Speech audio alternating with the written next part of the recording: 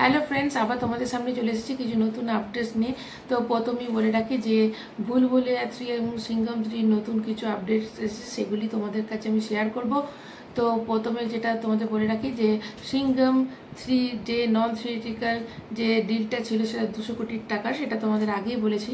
এবার খবর এসেছে যে ভুলভুলাইয়া 3ও কিন্তু নন থিয়েটিক্যাল একটা ডিল হয়েছে, এবং সেটা নন থিয়েটিক্যাল মানে তোমরা জানোই নিশ্চয়ই, একটা হচ্ছে স্যাটেলাইট রাইটস, মিউজিক রাইটস এবং ওটিটি রাইটস। তো স্যাটেলাইট রাইটস কিনেছে হচ্ছে সোনি টিভি, এবং যেটা মিউজিক রাইটস কিনেছে টি সিরিজ, এবং ওটিটিটা কিনেছে হচ্ছে ওটিটি রাইটস নিয়েছে হচ্ছে নেটফ্লিক্সে আগে যে ভুলভুলাইয়া 2টাও রিলিজ করেছিল এবং সেটা খুব ভালো রেসপন্স পেয়েছিল। তো এটাও আবার তারা নতুন করে আবার ডিল করেছে। তো এবং টোটাল যে নন থিয়েটিক্যাল ডিল হয়েছে সেটা হচ্ছে 135 কোটি টাকা।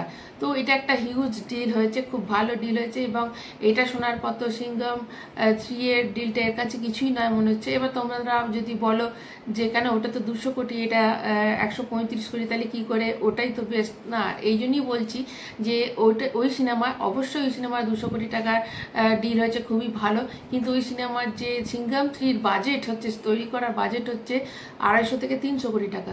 সেখানে ভুলভুলাইয়া 3 বাজেট হচ্ছে মেকিং হচ্ছে তোমার 150 কোটি টাকা। তাহলে তোমরাই ভেবে দেখো যে যদি 150 কোটি টাকার একটা মুভি হয় এবং সেটা অলরেডি সিনেমা রিলিজ করার আগে যদি 135 কোটি টাকায় তাদের একটা ডিল হয়ে যায়, তাহলে আর 15 কোটি বেঁচে থাকে। এরপর আছে থিয়েটিক্যাল ডিলস, এবং হলে যে সিনেমাটা চলবে সেটাতে তো কিছু ভালো প্রফিট হবে, তাহলে তারা প্রফিটের মুখ দেখবে।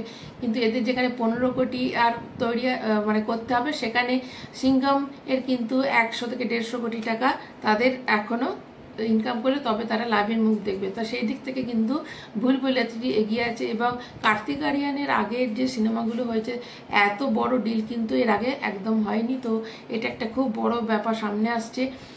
আর এবার বলি তো সিঙ্ঘম 3 এর যে আপডেট বা রিউমার্স যাই বলো যেগুলো আসছে, কেননা একটাও তো কনফার্ম হচ্ছে না, যাই আগে খবর যেগুলো আসছে সবই চলেই যাচ্ছে, কোনোগুলো ঠিকই হচ্ছে না। তো আজকে তাদের যে একটা ট্রেলার আসার কথা ছিল, এখন শুনছি সেখানে আজকে একটা মোশন পিকচার্স আসবে। এবার জানি না এটা কতটা সত্যি না মিথ্যে। তো তার সাথে একটা টিজার তারা রিলিজ করবে, এবং সেটাও জানি না সত্যি না মিথ্যে। তো ওয়েট করছি, হয়তো এটা সত্যি হতে পারে, কেননা এরপরও যদি তারা আজকে না রিলিজ করে, কেননা আর কিন্তু বেশি দিন নেই।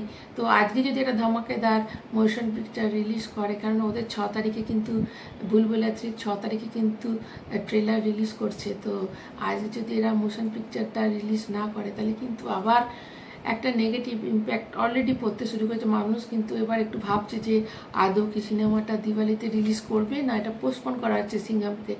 তো সেটা তো নয়, কিন্তু এরা এত চুপচাপ, কেননা দেখো কোনো কিছু এই জন্যই রিলিজ করা হয় যাতে লোকের মধ্যে হাইপটা থাকে, লোকে এই ব্যাপারে কথাবার্তা বলে। তো সিঙ্ঘম 3 নিয়ে অলরেডি সবাই কথা বলছে, তো সেটাও এরা ভাবতে পারে যে কথা তো হচ্ছে, কেন দেব। তো এটা কিন্তু একটু নেগেটিভ কথাও এখন চলছে যে সিঙ্ঘম 3 কেন কিছু আসছে না। তো দেখা যাক, আজকে এখনও অবধি যখন এই ভিডিওটা করছি এখনও কোনো তো আপডেট আসেনি।